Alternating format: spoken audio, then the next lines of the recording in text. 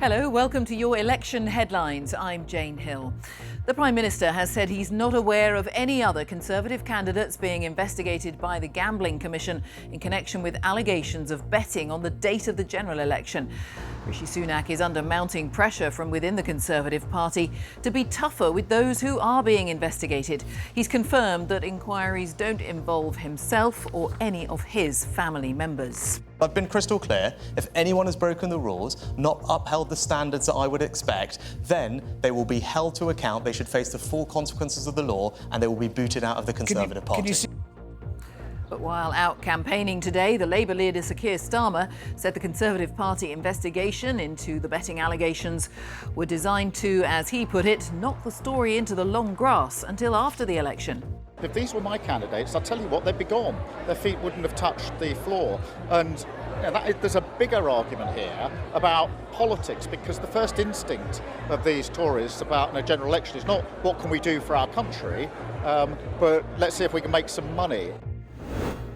The UK's main political parties have dodged some of the painful choices facing the country about public finances. That's according to a leading think tank.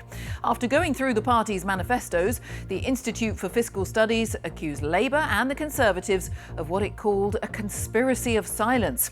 It added that the UK has the highest debt level for more than 6 decades, and it would be surprising if taxes aren't raised in the next 5 years.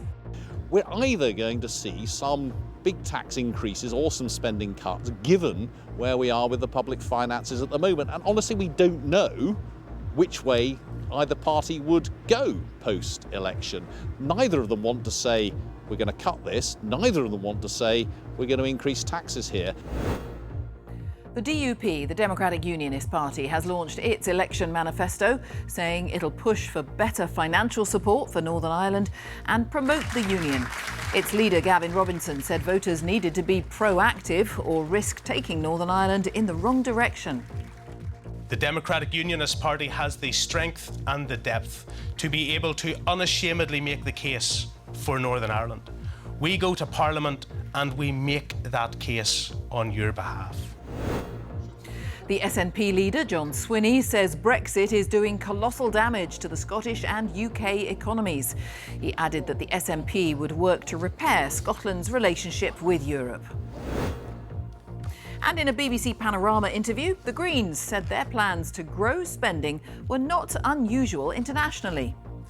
The Green Party is bringing in a different way of thinking that by European standards is actually fairly normal, and we can't expect to have the level of health services, the quality of education system that other countries have if we don't put the investment in that's needed. And the Liberal Democrat leader, Ed Davey, has pledged to address what he called dangerous waits in A&E, adding that there were now 10 days left to save the NHS. And if you'd like to see how the parties are faring in the polls, a reminder, we have a dedicated poll tracker on our website. There's the address, bbc.co.uk/poll tracker.